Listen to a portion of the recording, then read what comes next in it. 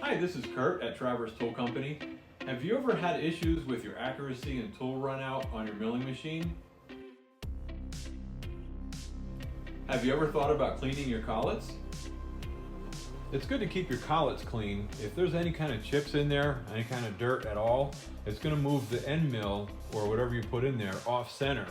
And that's going to make it wear faster on one side, and you're going to be replacing your tooling sooner. So I just keep a tube brush and I clean it that way. And I like to shove it all the way through and get those threads in the back of the collet good and clean too. And then I just put it back up here with all the rest of them.